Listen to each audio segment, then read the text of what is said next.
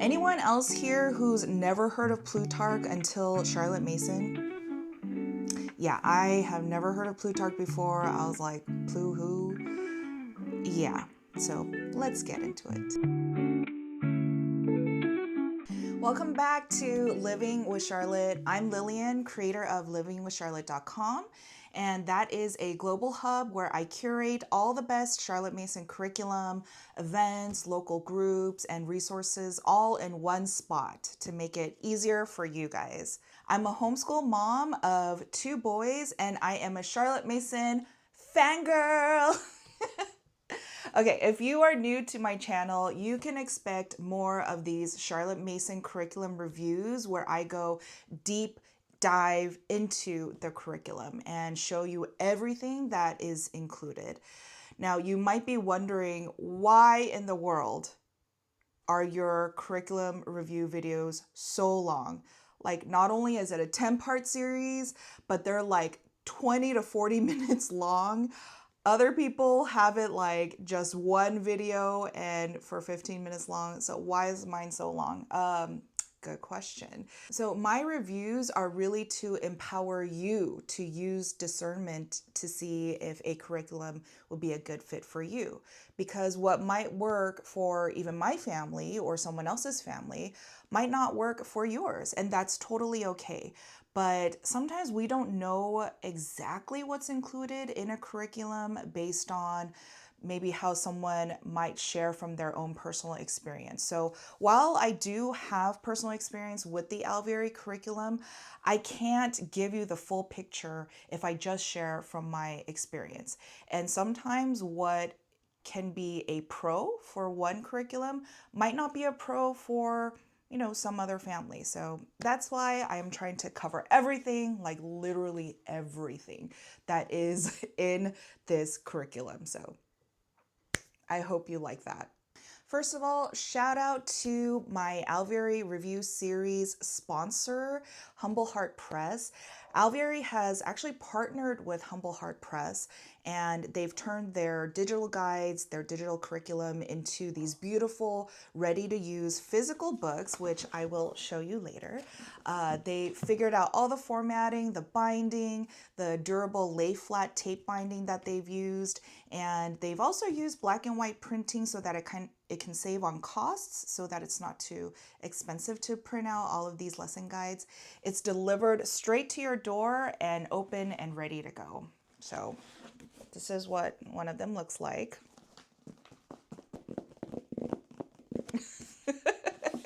The subject we're covering today is citizenship and Plutarch. So if you've been following along in my Alveary series, you'll notice that Alveary uses these umbrella terms to pack a lot into a single subject.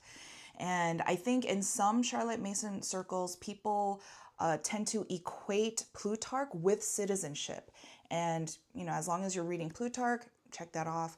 But what Alveary has done is they've incorporated a much broader scope under the topic of citizenship. So what is included in citizenship then in Alveary's curriculum? So here are the topics. There is Plutarch, ethics, which uses Charlotte Mason's own book, Ourselves, government and civics, economics, current events, and threaded through all of it is the community read aloud and the citizenship notebook, which I'll explain more about later. Now, community read aloud, it's really sort of a catch-all time where the whole family can come together to read something that is maybe particular to their locale or can help build common knowledge and culture.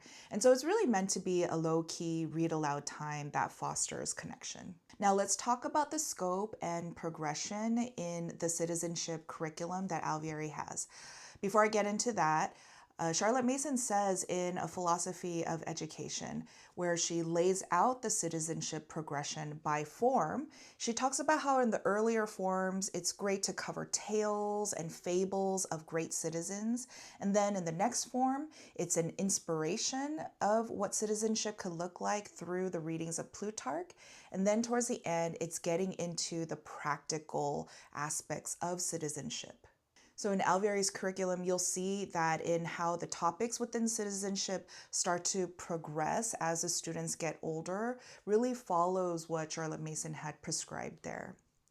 Now, citizenship is a formal subject that gets introduced in fourth grade. In the earlier years, the citizenship work is really happening informally through conversation during Bible lessons, history, and literature. One thing to note about the topics that are included under citizenship, pretty much all the topics are considered universal except for the government and civics courses. So that's split into a US version and a Canada version for grades 7 to 11. So by grade 11, the study of the student's national government is complete.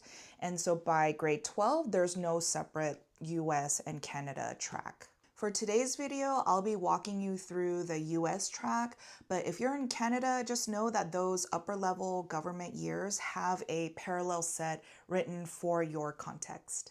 Everything else, so that includes Plutarch, ethics, economics, current events, is all shared, regardless of whether you're in the US or Canada. Now, citizenship is scheduled as a once per week per topic subject, and it's in short blocks. So in grade 4, a lesson is 20 minutes once a week. And by the time they're in high school, they're getting multiple subjects like government and economics. And usually those blocks are at around 40 minutes. Let's start with grade 4 and how the subject of citizenship is introduced. So students will read from Stories from the History of Rome by Emily Beasley. And this book, it's engaging, it's accessible, Roman tales, and it provides a really great foundation for Plutarch later on. They'll be reading through this over the 3 terms with occasional map work in a historical atlas. Now in grade 5, that's when they begin Plutarch on a beginner's track. And this one, they go through Publicola using Anne White's Plutarch Project Primer, and that's spread over 2 terms at 30 minutes a week. So it's a very gentle on-ramp to Plutarch. Grade 5 is also when they start to introduce current events.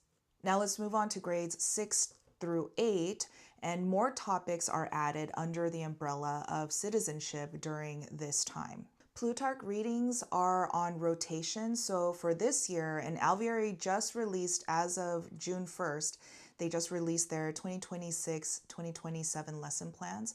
So for this year, they'll be covering Anne White's Plutarch Guide Volume 3. And then these readings are shared across grades 6 to 9. And what's differentiated is how much writing and analysis is woven into each grade's specific lesson plans. Now, Alveary uses Anne White's Plutarch guides as a base, but they also add additional how-to instruction for Plutarch. They add geography, discussion, and narration support. And this includes links to images, maps, and videos that connect the topic with the wider citizenship curriculum goals. For grade 7, this is where they add American or Canadian government study. So they'll read through the Constitution, separation of powers, checks and balances with a special focus on the Bill of Rights.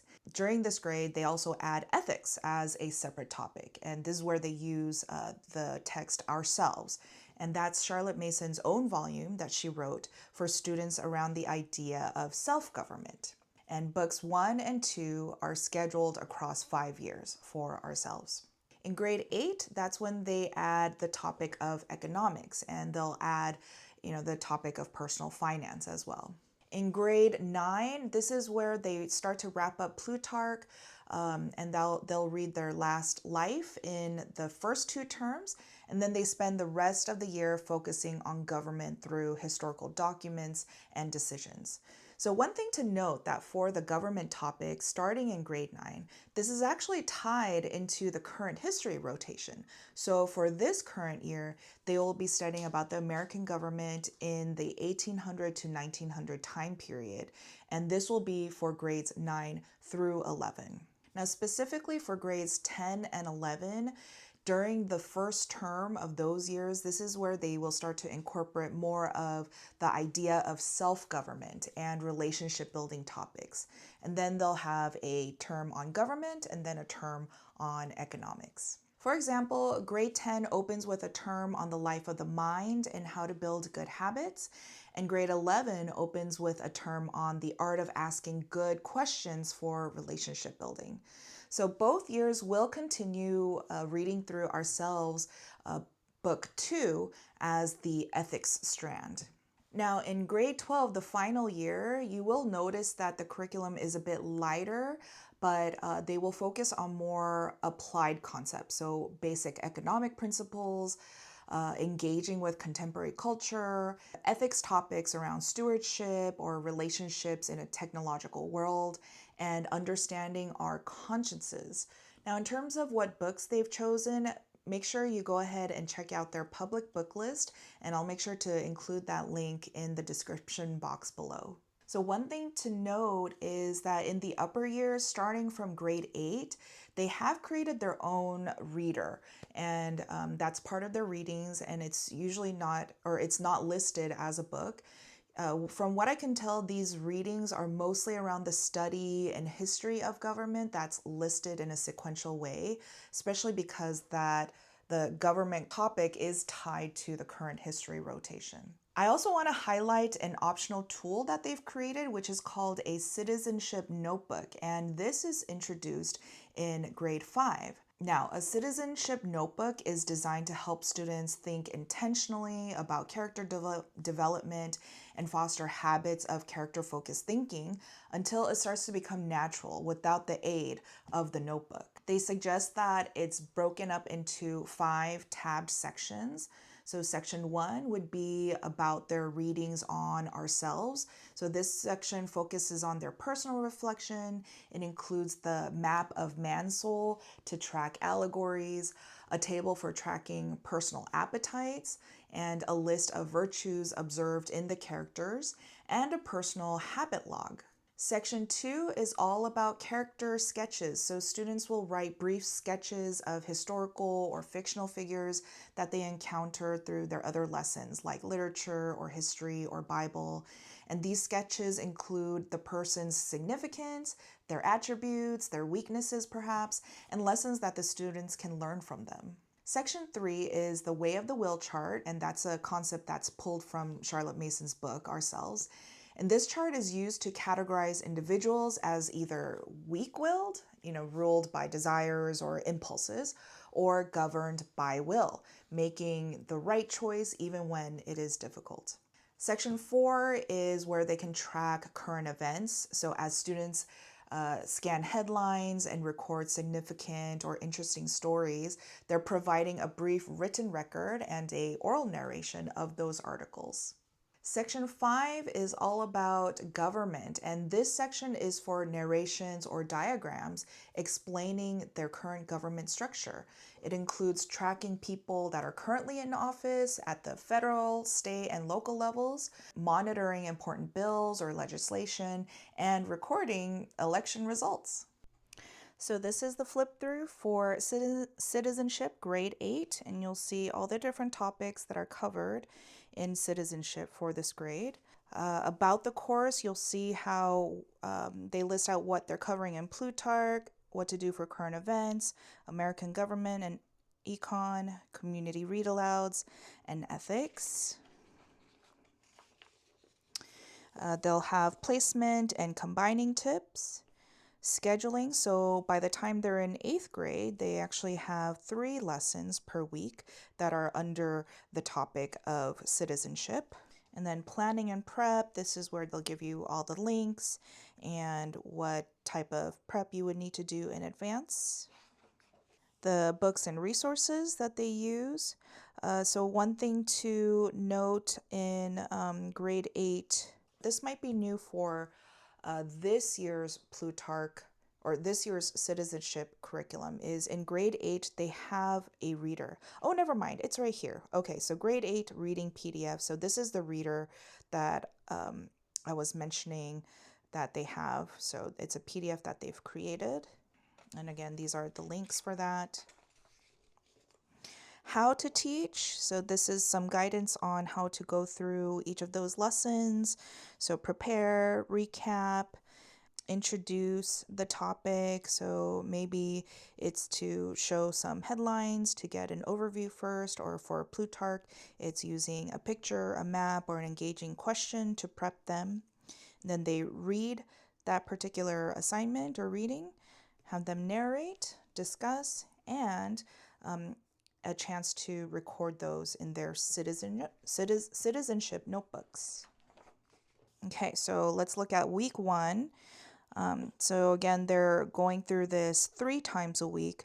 So they have a lesson on ourselves, reading through book 1, and then a lesson on the American government and economics, and then some notes for that, and then in a Plutarch life. And so you can see how, even though Anne White's guides have a lot of guidance already in them, I think Alveary just overlays their own teaching recommendation on how to prep the lesson, some additional support that you would need for that particular lesson, and etc. So you can see how they've provided a lot of that guidance here. So it's not just, read lesson this and that's it. So they have some further teacher notes that would help.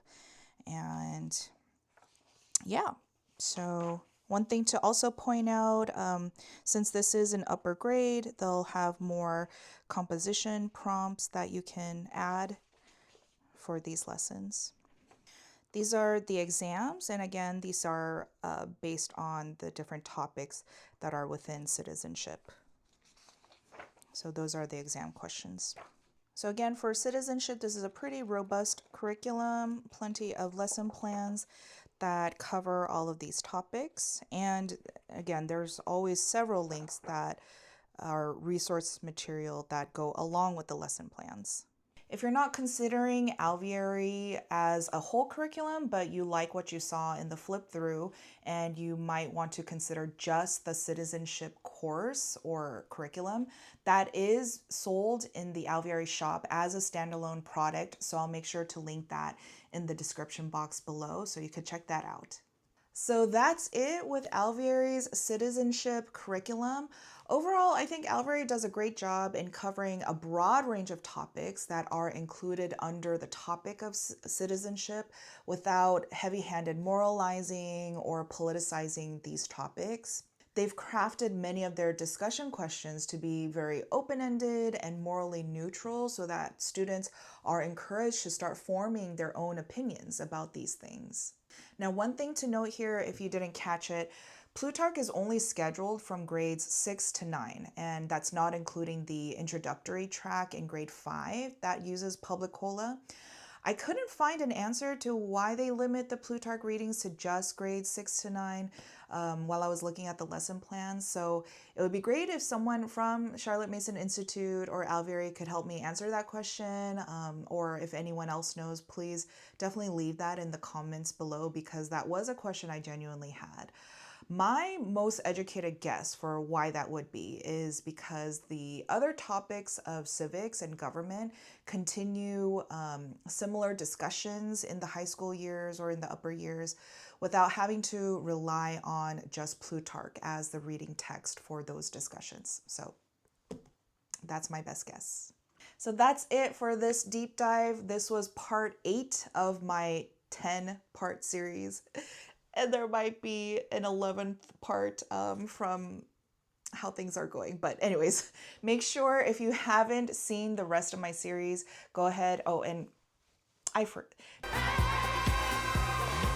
go ahead and click here if you want to check out the rest of the series. If you like this video, please hit the like button. Please subscribe, actually. I would love for you guys to subscribe and let me know that this is useful content for you.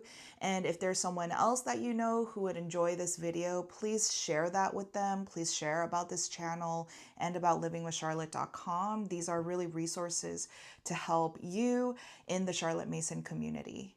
Also, comment below, is there another curriculum you'd like me to review in this very deep dive way?